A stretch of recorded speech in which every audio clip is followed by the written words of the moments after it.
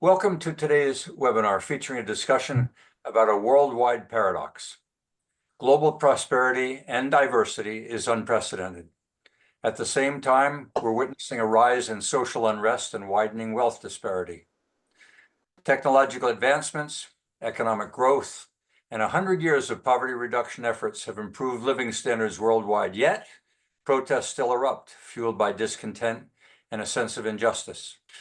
Despite the progress, inequality consists and is even intensifying, reminding me that prosperity has not reached us all. This paradox of contrasting realities persists, challenging us to consider not just economic outcomes, but the quality, the distribution, and the fairness of progress. Let's be clear, though, we're exploring entrenched poverty, not transitional. The clash is best understood by exploring people and their circumstances. What is impeding the poor from becoming richer, including the wealthy or the wealth disparity between colored and white, housed and homeless, and locations with aged versus emerging outcomes or technologies or economies? Together, let's explore these impediments and what can be done to create and capitalize on opportunities. So let's begin. This past week, Troy Media published the article that was the foundation for the newsletter this week. And the newsletter, I simulated an interview between KEI, based on input that I've received from many of you, interviewing me. And I asked a number of questions through KEI of myself, which I then answered. And maybe to stimulate and get discussions going today, I'll read you the first questions. It was, "Thank you, Perry, for joining us. You've been closely following the unfolding crisis around the world. Let's start with the bigger picture. How would you describe the state of the world right now?" And what I'm getting at is this paradox. So let's ask among yourselves, would you agree? Do you think there is a paradox? Do you think that the disparity between the haves and the have-nots is significant enough to be worthy of discontent, or is the chaos that we sense we're feeling driven by something else?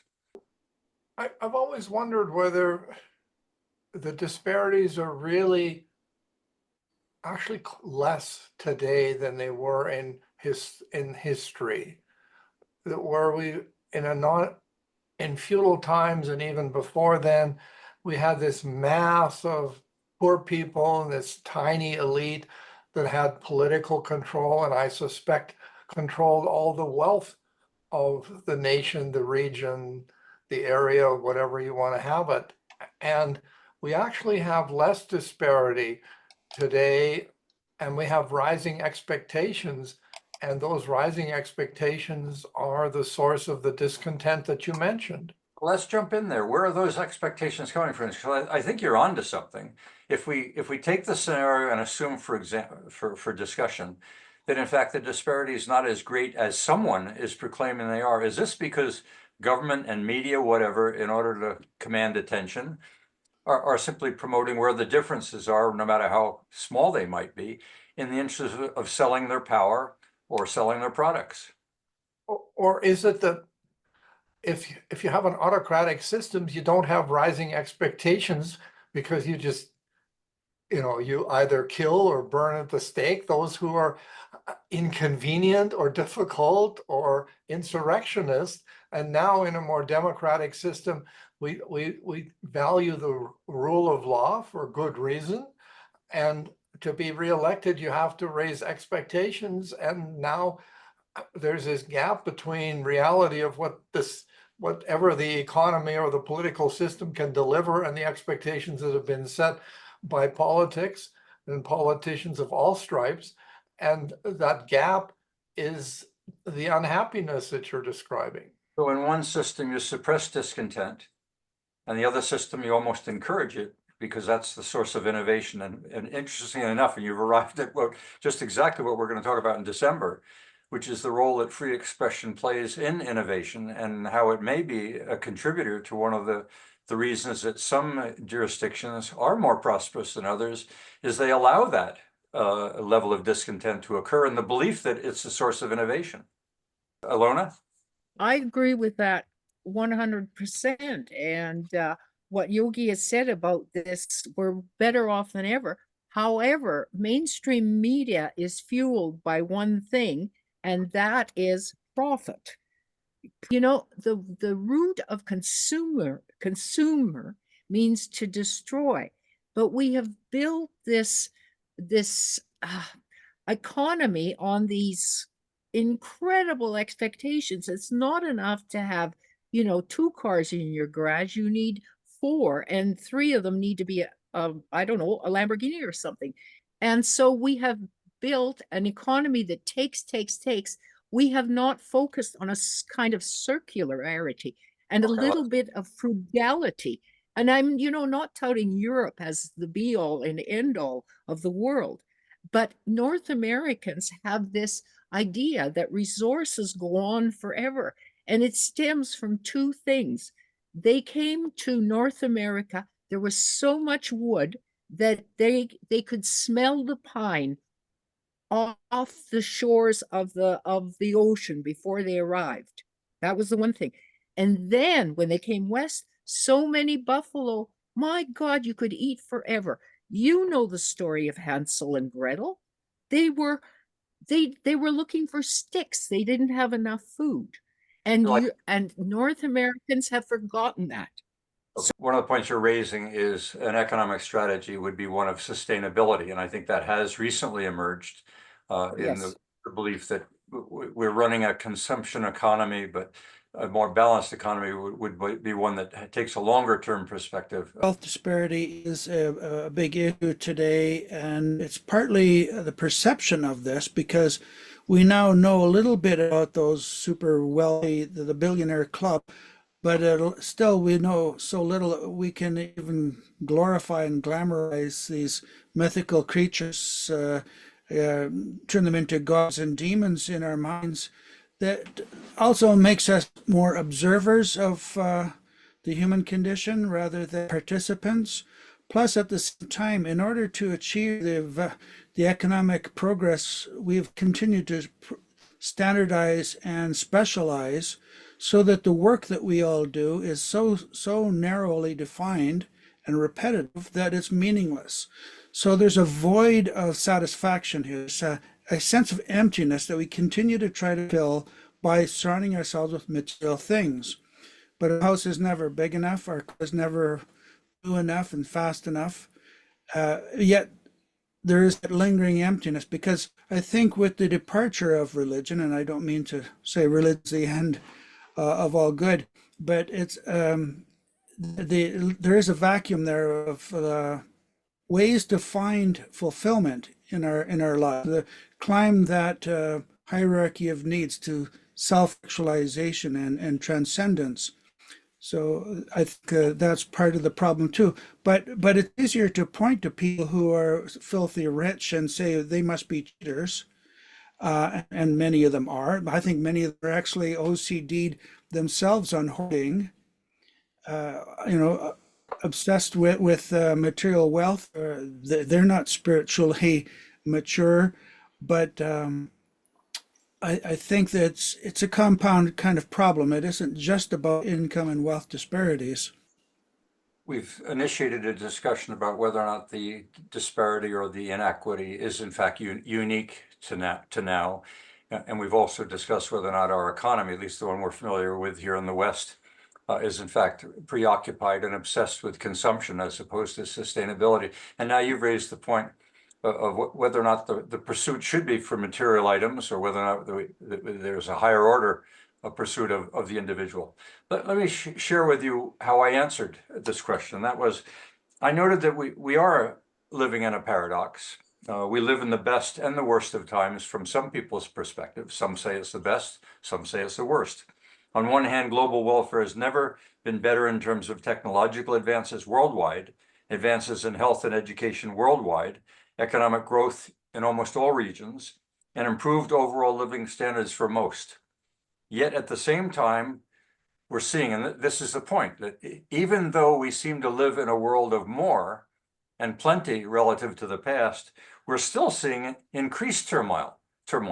Protests, not at an individual level, but collectively, where you see communities, in fact, entire regions, as we've seen Middle East protesting We hear of massive mental health crises, maybe driven by the global pandemic, maybe driven by some of the woke issues that are occurring, and rising inequality, at least in certain sectors. So these public and personal challenges, that is, what's going on at the public level is one thing, what's going on at the personal level is another, and maybe not the same. These challenges are reshaping societies and economies as capital and government regulation step in to try and make a difference. And whether they can make a difference at a personal level or it's just cosmetic at somehow a societal level. But the end result, and we've talked about the unintended consequences, are often destructive.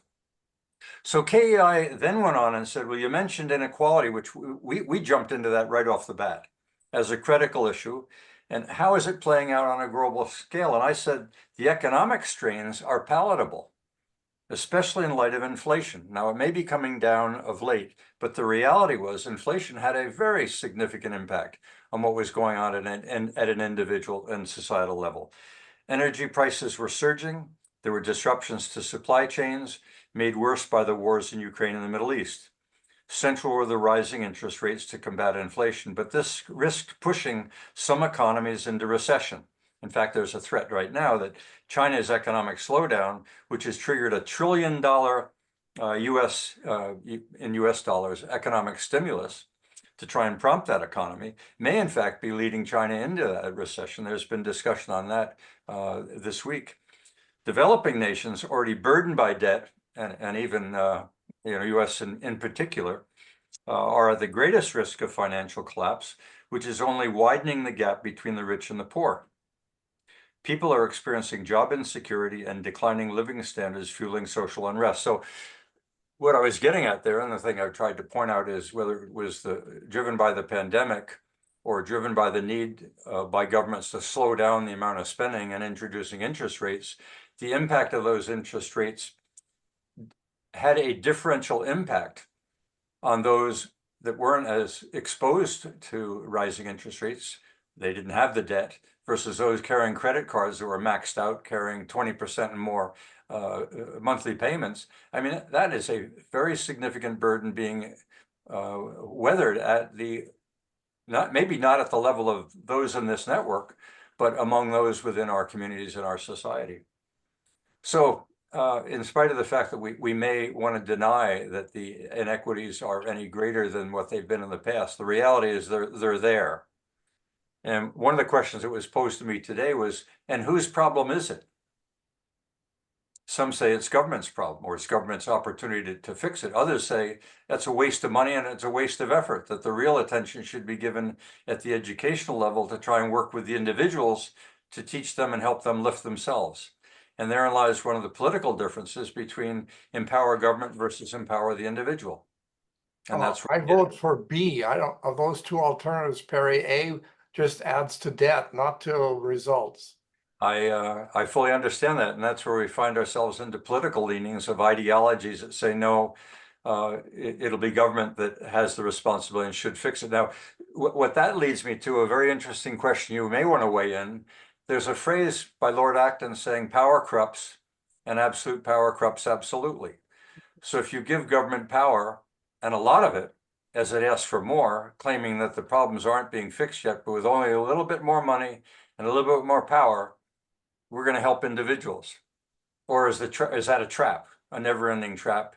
And the reality is the real solutions are going to come from bottom up. I've heard that argument a lot, and we have actually seen examples of countries that have gone far enough down the road of more and more and more government that they've experienced total collapse. The most difficult to argue against example is Sri Lanka, who went through that some decades ago. To me, the United Kingdom is an example of a country that's on the high road to that outcome, which is an incredibly sad outcome given that they started as a genuine world power. Now, you can argue that World War I and World War II were extraordinarily difficult for the United Kingdom, and I agree with that. But I believe that the post-World War II policies made it worse, not better. we don't need to just zero in on wealth inequality being the source of protesting. There are other potential drivers as well. So what KEI asked me, it said, let's pivot to environmental concerns. We've recently explored the climate crisis as another significant factor contributing to global instability. How is that manifesting in terms of displacement and migration? And I went on to say frequent and severe natural disasters, whether it be wildfires, hurricanes, floods, droughts, what just took place in Spain in the last couple of days, are disrupting ecosystems and food security. The severity of these events is amplified by the extraordinary growth of coastal cities and populating of once vacant forests. In places like Haiti, this is further exacerbated by political instability and gang violence, leading to mass displacement. We're seeing a rise in climate refugees globally, which is only adding to the migration challenges already facing Europe and North America. And despite global efforts such as the Paris Accord, we're still struggling to align economic interests with environmental priorities. So this is another chapter in the issue of a global paradox, is the haves and the have-nots, those that are living in areas that are being exposed to environmental extremes, and those a bit like Alberta, or Canada for that matter, or the Nordic climes in general, don't seem to be as exposed to some of these crises other than maybe the incidence of wildfires. Go ahead, Ilona. Okay, I covered the environment news beat for 6 years for Enviroline, which was not an advocacy. We covered the business aspect of the environment. And there's a binder full of articles this big. It's just the other side of this door. Now, when Al Gore made the comment, an inconvenient truth, I covered that presentation, and the oil and gas industry poo-pooed it. They said, he goes on a private plane, blah, blah, blah. They forgot the one thing in that movie that captured the imagination of everybody, and that was the polar bear on the ice cap.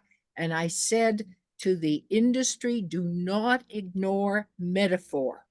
And they said, oh, you know, and Randall, and everybody's alluded to this, perception. And at that point, I wrote that there were going to be 300 million. There are 8 billion people on this earth. There were going to be like almost over close to 1 billion people. I don't remember the exact number that were going to be refugees. And that is happening because of various reasons, man-made or not. I don't care.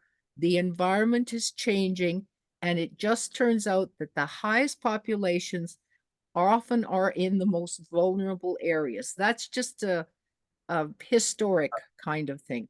So that is going to be ongoing. You're reinforcing the fact that you don't have to get into a discussion of climate crisis. Increased environmental respect as a byproduct of urbanization alone would be a driver for people recognizing that their environment is in jeopardy for whatever reason, leading to migration, leading to change, and for people beginning to protest. That's another force, not just wealth disparity, but the fact that environmental sensitivities and the impact of the environment on the individual or on the society or on the community or on the economy is such that that's one of the drivers of discontent as well. So KEI went on and said, you've also mentioned demographic shifts as another major challenge. And this is the one I think most of us would be exposed to with wokeism and all. Can you expand on that? And I said, absolutely. In developed countries, birth rates are collapsing and aging populations are placing huge pressure on healthcare and pension systems. Japan is in the throes of adapting to depopulation, as is China, now adjusting to the consequences of its one-child policy. Meanwhile, developing nations have large youth populations facing high unemployment and few opportunities, particularly in Africa and Central America. This demographic imbalance is driving migration and fueling political and social tensions. In the US, for example, the southern border is a flashpoint, with many migrants fleeing violence and economic collapse in Central America. So the demographics, and here we've cited, will it be aging, or the demographics associated with family size. and people being driven away, whether it be off to college, and eroding the relevance of parenting and families as families change.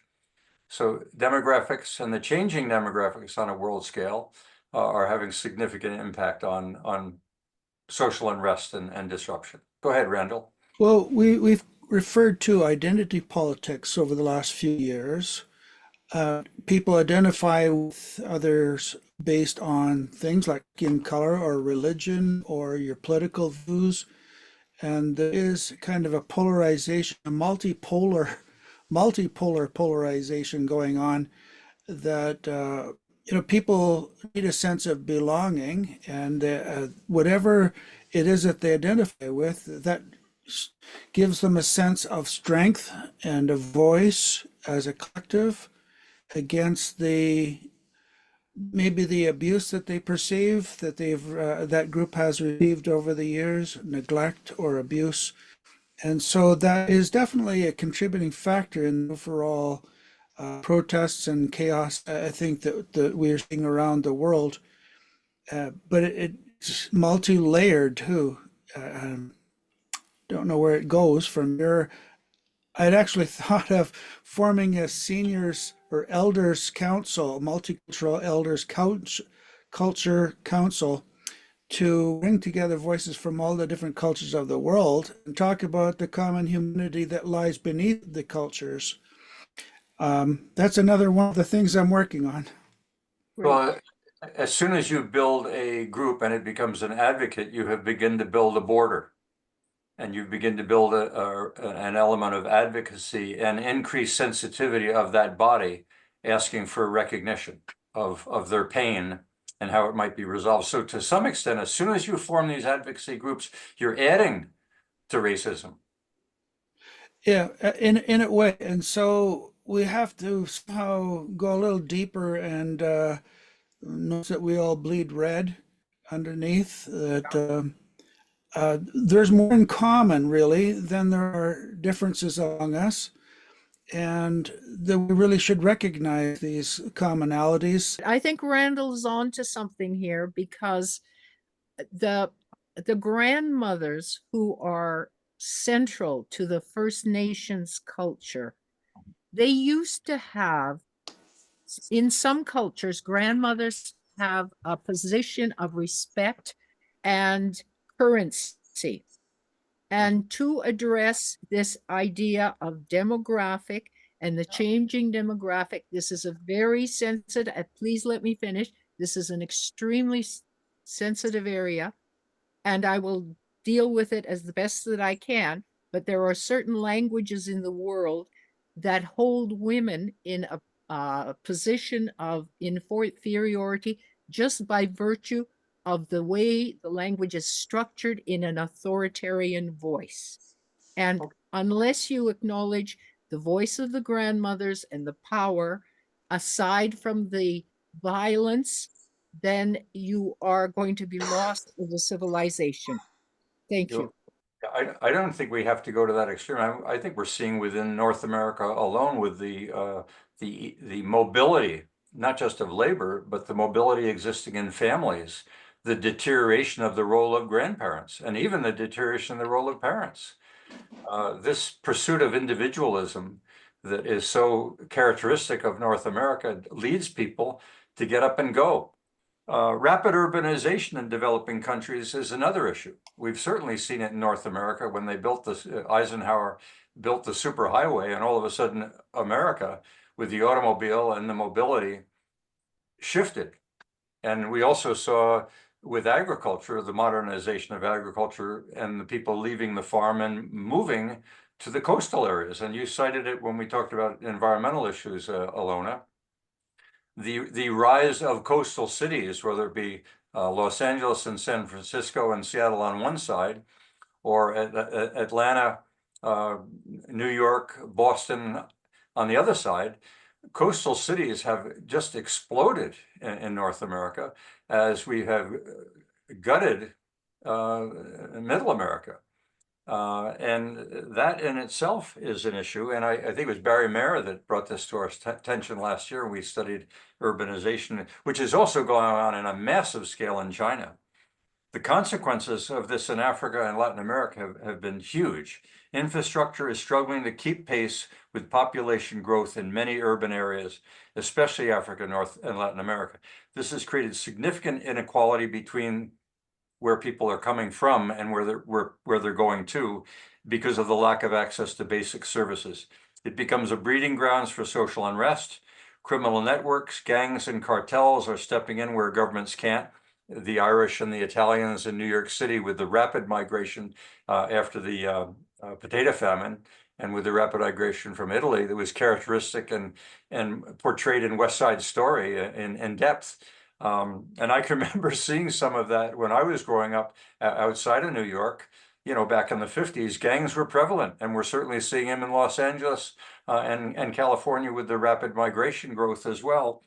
These cartels and criminal networks exploit the gaps and further destabilize these regions. It's a vicious cycle of instability. Okay, then I'll jump into the next one, which is governments itself. KEI wanted to ask, governments or governance appears to be in crisis too. We're seeing declining trust in demographic institutions, not demographic, democratic institutions, and the rise of populism. What's driving that? Why is it today we are seeing politicians pandering to the voices of the public instead of providing leadership that might take us to social progress?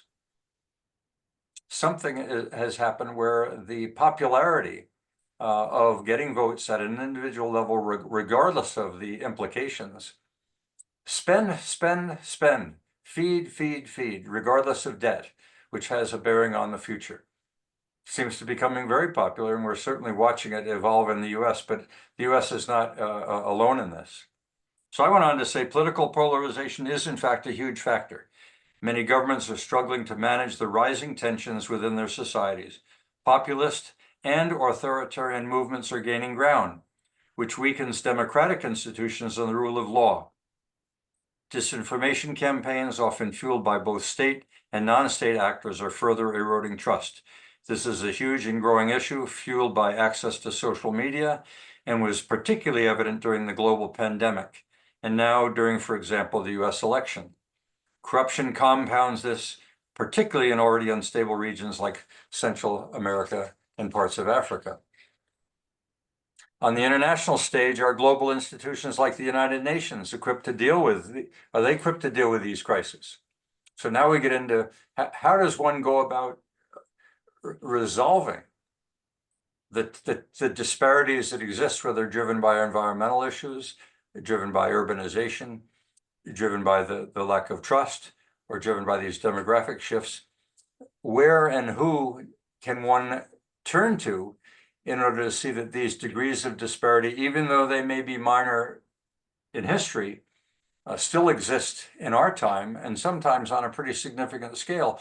One would turn to United Nations like they did after World War II, but the United Nations doesn't seem to be having the impact or the expected impact that we once assumed it would. And one even wonders whether government can or should be playing the role that some feel it could or should play in mitigating some of these tensions. Yeah, well, I think you're dealing with a very basic problem when you talk about wealth inequity. I think you're ignoring something that you yourself once said about when you were running government departments and how you had to design things so they could work because half of the people had an IQ of less than 100. Right. Uh, Right. and the point is that it's not just a matter of IQ when we talk about these normal distributions. We're talking about normal distributions of people with motivations, with other kinds of abilities and skills.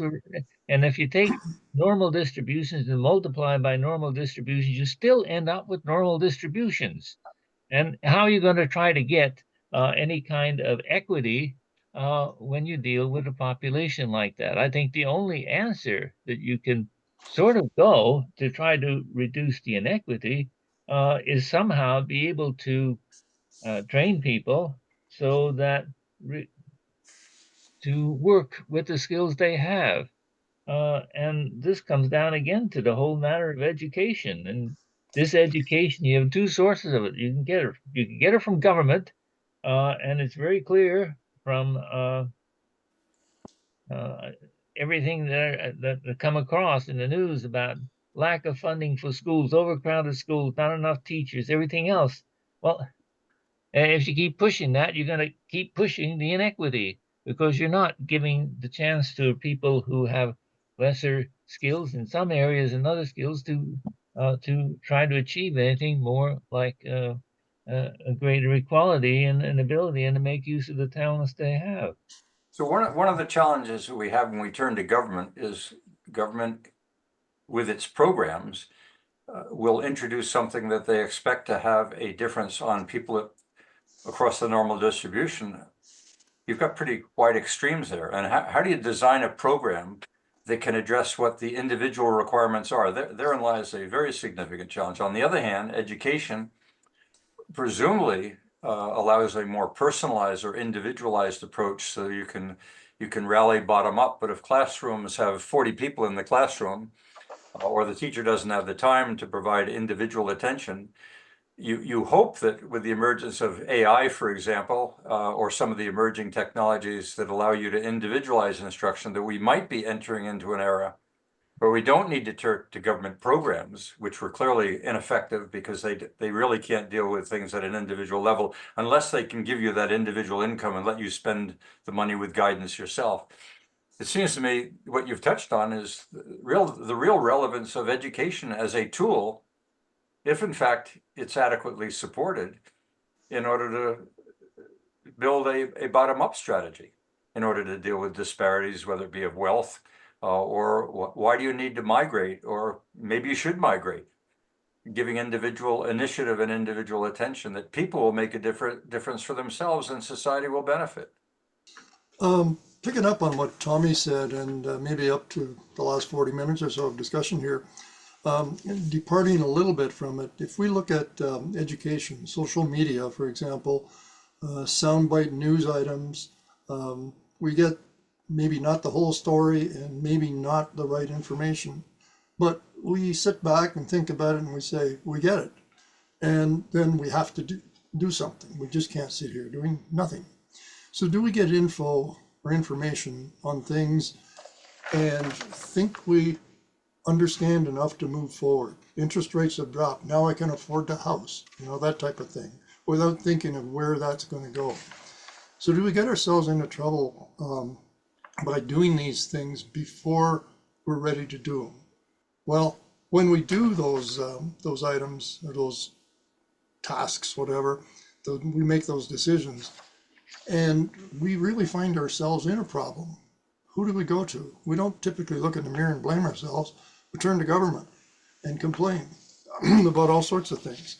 So what do? Well, spend, keep the masses happy, and keep the majority happy, and we do it all over again. It seems to be that, as Tommy was alluding to here, I guess, we probably need to have a little bit more a solid plan. We're just using a shotgun here to solve a lot of problems. And these are not only financial, but quite broad. Let's take immigration as an example. I mean, here in Canada, a little bit easier to digest. So we have a demographic issue. We need a growing population in order to handle some of the needs for taxes in order to support our programs, or a labor force able to handle the employment opportunities. So we have a migration program, and we bring in 500,000 people, but we haven't prepared the people, we haven't prepared the community, we haven't built the infrastructure. We've created a problem. Maybe it was unintended, maybe it was accepting the fact that the market would adapt and adjust and all would be well, but it didn't.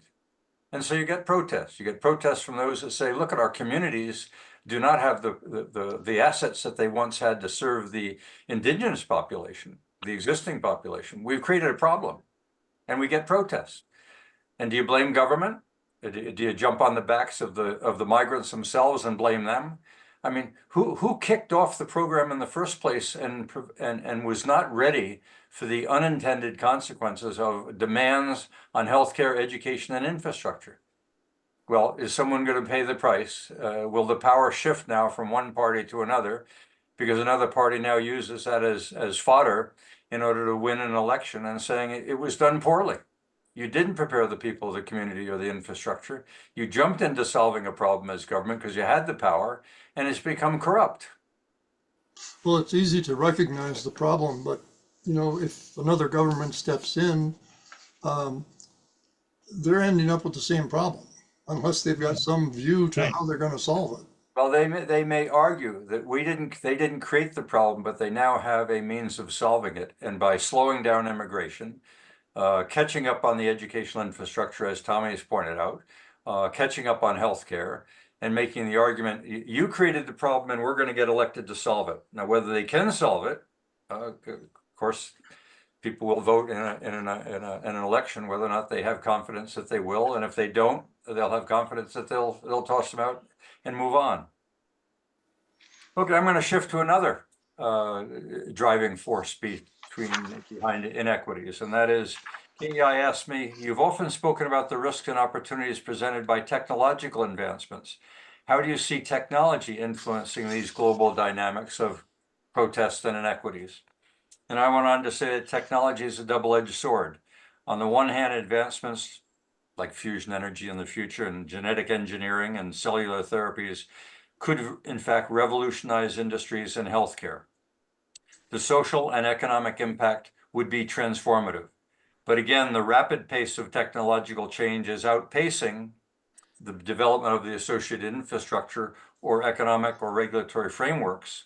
Just look at AI. It's transforming sectors from finance to healthcare, but it also brings risks like job displacements, bias, and misinformation. These technologies hold extraordinary promise, but they are also disruptive. The challenge is ensuring that they don't exacerbate inequality or create new social risks.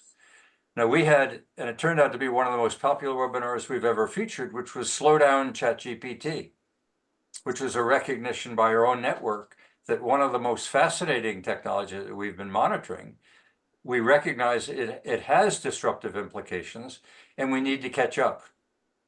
But capital being what capital is and markets being what markets are, we haven't slowed it down. It's moving at an even ever faster pace, spreading itself out into many, many jurisdictions, going deeper and wider, which I think we as a network have all anticipated. The regulatory framework just can't keep up. It can't even understand. And some of the things we were noting in the course of our own discussions this past week of some of the more innovative things that AI seems to be doing, quote, itself, are not understood. So here we are, with technology being a force to be accounted for, that we live with, and we hope that government will have adequate regulatory interest, much less capacity, to slow down or direct the evolution of these technologies. And one I've referred to in the past, which was the pill and contraceptives and intrauterine devices and whatever it was to control population growth, it got out of hand. And the ramifications were terrific for women's independence, but not so terrific for the structure of the family or the demands on healthcare or the demands on education, which families at one time provided in depth. As I've been listening, the sort of lowest common denominator for so many of these issues, I think, hinges on that inequality that you started the conversation with. And that's not just wealth inequality amongst individuals, but it's amongst nations and the imbalance. And there's the climate, rich and the climate poor. A country like Bangladesh is one of those places that, may see 90 million people displaced as a result of climate change. Where do 90 million people go in the world? And I empathize with the struggle of governments. And you comment about inflation. I don't know that there was a choice in the pandemic but to stimulate the economy. The economy was basically turned off and then turned back on. And they were afraid of it not coming back.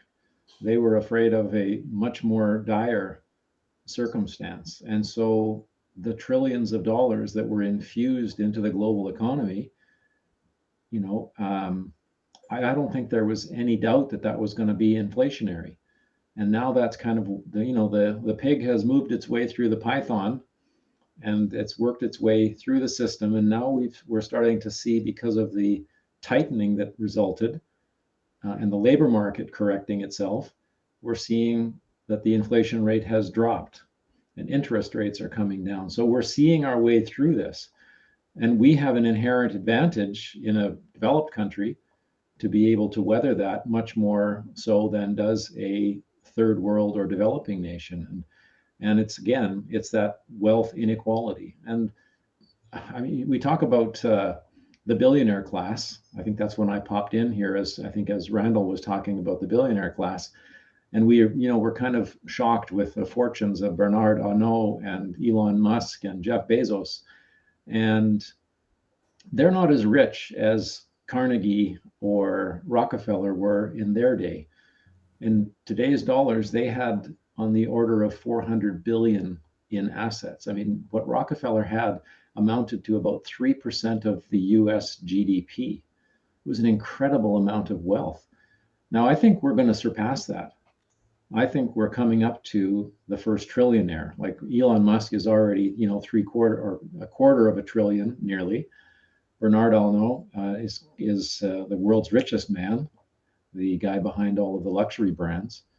But I think with technology and companies like NVIDIA, which now has a market cap more than the entire stock markets of Canada, the UK, France, and Germany. That's one company now with a greater market cap than all of those. And Jensen Huang, the founder, I don't know how many billion he's worth, but he's now, NVIDIA has now surpassed Apple as the world's most valuable company. So that, I mean, if you want to boil it all down, for me, it's the rich get richer and the poor get poorer. That's what's happening here, but on a scale like we haven't witnessed it before. And that's all supercharged by these technologies now. And I think, I mean, some people have said the next, you know, the first trillionaire will be someone emerging from the climate industry, that somebody is, whether it's carbon capture or some technology that helps the world deal with that.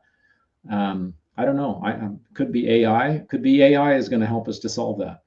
But I think that disparity is going to continue. And I think the issues that you've highlighted here, Perry, are going to get more pronounced. So I zeroed in on the word supercharged, and I think that's worth spending a moment on. Is when we talk about climate change, we're talking about the supercharging of environmental issues. Whether or not it's real, the fact of the matter is the impacts are significant. And you might say, well, it's because we've got people living on coast that didn't live on the coast before. But the fact of the matter is we've got a supercharged issue. We certainly have supercharged issues with technology.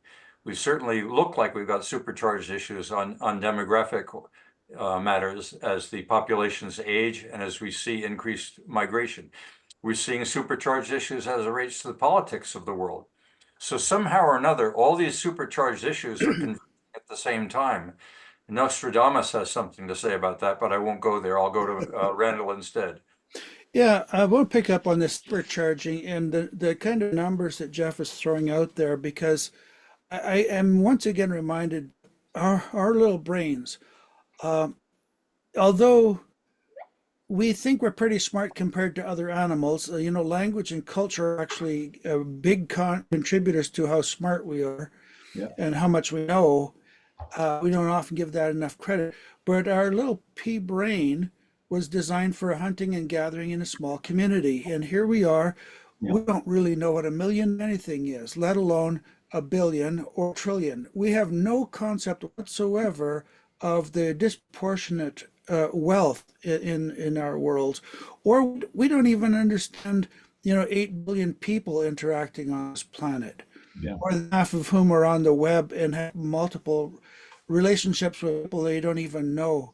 So we're boiled frogs. Okay. Yeah.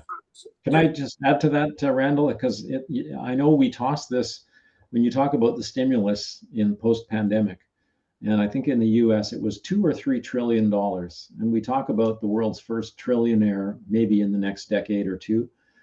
And I think you're absolutely right, Randall. If you have $1 million and you spend $1 every second, that money will last you about 12 and a half days. If you have $1 billion and you spend $1 every second, that money will last you 32 years. Yeah. And if you have $1 trillion and you spend $1 every second, that money will last you 32,000 years. Right. And we don't, you're right, our brains are not capable of wrapping themselves. It's like cosmic scales, right? Yeah. We can't imagine how far away, we can't even conceive of getting across our galaxy, let alone getting to another galaxy, like given the speed of space travel. Let me ask the question that Elon Musk might ask. Why does it matter? What does Well, what matter? Why should anybody care about somebody being better off than someone else? Why would we want to pull down those that have achieved SpaceX and Well, it isn't what they've got, it's what they do with it. The problem is that those who are in control want to control more, continue control. So they buy up the media outlets and even the web media outlets. And therefore, we don't get a full picture. We get the picture of reality that they want us to see. Now the distrust. it's the behavior of the wealthy that offends you, not the Yes. fact that they have a Right. lot of money. That's right. Want to see a billionaire backlash, and we're starting to see signs of it already. But Like, for I what think reason? But why? What is offensive about people having a lot of money? nobody, I don't know. I don't have any problem with anybody having a lot of money.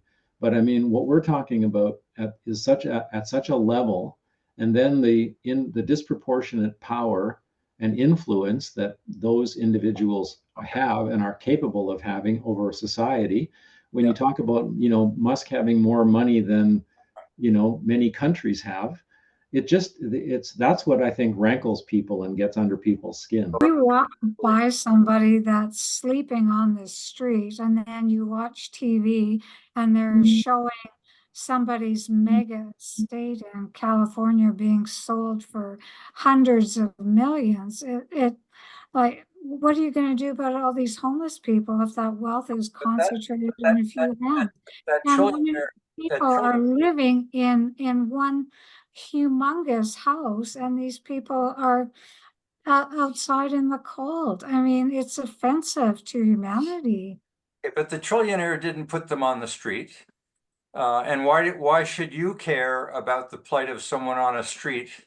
That trillionaire probably is putting money into charities in order to help address that, like Gates is doing with the Gates Foundation. He would argue, look, I'm putting more money into the nonprofits to address some of these issues than the government is within many of these communities. So they'd argue that they have a conscience and they have a sensitivity and they have a passion to see that the society is civil, that they're benefiting from. They want to give back. There's a limited amount of resources in the world, and to the extent that some people gobble up much more part of it than the rest of us, that means there's less for the rest of us. It's that simple. Like, we had a lovely hiking trail here on PEI, and along comes some wealthy developer, and he grabs up the land, and now we can no longer hike on half of that hiking trail because he's taken away to himself, accumulated more wealth for himself, and the thing goes in every direction. Okay, so keeping that in mind, that's a good example. KEI went on to ask me, how do you think we should approach these overlapping global crises? So we've touched on now some of the inequities and the issue of power, accumulated power, the capacity to overrun government or accumulate power so that regulations don't even affect you. And I went on to say we're facing an unprecedented convergence of opportunities and crises: economic, environmental, demographic, and political. And they're all interconnected. All of what we've been talking about brings us into discussing one thing. If we don't find a way to address these issues holistically, we risk further destabilization. This is not going to end pretty. At every level, we're being challenged to find peace, civility, and some say joy. That's why KEI is dedicating November to exploring this global paradox. Like, this is just the beginning, the discussion we're having today. What we want to dive into is to better understand why so much conflict, dissent, and unhappiness persist. And what options do we have to navigate the complex landscape? It's a critical moment. If we don't act, we risk further descending into chaos. Some view the situation here in Canada as dire. So what we'd like to get into in our discussions as we move on is either discussions of what people should be doing themselves for their communities or for their families or for their government, or what government should be doing, or what businesses should be doing. The instruments that we seemingly have in order to have a civil society seem to be failing us, as these issues are so overwhelming, whether it be climate and environment, whether it be demographics and the rate of change of the demography, whether it be technology, whether it be the distrust that exists within our institutions affecting governments. The tools that we've typically looked at seem to be inadequate in order to contain any one of these, much less all of them simultaneously. That's what I'd really like to dive into. And that will begin and trigger what will do next week specifically, which is just looking at the wealth inequity. That's just one of them, one of the drivers. We've mentioned today a number of them intentionally. It's easy to get into the wealth inequity. It seems to be so offensive to have trillionaires when we've got people living on the street. But some of these issues, like environmental issues affecting Bangladesh, for example, are pretty significant when you consider the number of people and the devastation that may well yet be ahead of us. Randall? Yeah, well, we're talking about wealth. I think we also have to talk about intangible wealth. We need better accounting and measures of other forms of wealth besides money and every physical asset being interpreted in terms of dollar value. There are a lot of other things that we need to be able in social and cultural and environmental impacts of every action that we take. Well, the whole ESG movement was driven by a belief that we need to measure something other than just dollars, although the dollar seems to be the easiest way to look at welfare. It's true, but the things like even political influence, how do you put a value on that is monetary, but because it affects the way we think about the world, every one of us. Well, we've tried. I mean, you're opening up the discussion we had with Brad Ferguson a while about ESG, whether or not corporations and government should be taking more of environmental, social, and governance issues into account when it comes time to invest. But it hasn't worked. It's fallen back to the accountants and the almighty dollar, because somehow or another, saying to corporations or saying to government, you should be considering other values. I'm not saying it's right or wrong. I'm just saying the reality is empirically, simply arguing ESG should be a tool being used in order to mitigate some of the risks of just focusing on the dollar. It hasn't worked. We haven't gotten there. But it's worth raising in the course of the coming weeks. Maybe we just didn't do it right. Maybe communism will be better if we'd only do it right next time. Okay. We've come to a wrap up. I've enjoyed the conversation today. I hope you have as well. It certainly covered the waterfront, which was what I was hoping for. Any last minute or last comments you want to make? Mel, go ahead. Yeah, yesterday I attended about an hour-long webinar put on by the Globe and Mail, and there were 5 journalists that were talking about the U.S. elections. And at the very end of it, they went around the table to get a final statement from everybody. And a guy by the name of David Shrubman, who was with the Globe and Mail, he's a contributor there now, but he's with the Pittsburgh Post-Gazette. And he said very succinctly, we don't know what will happen, but after it happens, we'll all sit back and say, we saw it coming. So, I think when we look at some of these problems, there's certain things that we can hope will happen, and there's other things that we know will happen. So, I don't know, we just got to keep working. Very good point. And I think when you use the word we, what can we do as individuals in order to make sure that we personally are not at risk? And what can we do as a society in order to ensure that others are not at risk? And therein lies that public personal tension between where is the wind of the future? Is it at an individual level? Do we need to reinforce that individuals need to do more in order to protect themselves, given the consequences that we've talked about? Or is that a state issue? It's probably a balance of both. And that takes us into the realm of education, which Tommy articulated so well earlier today. So I'm going to leave it at that.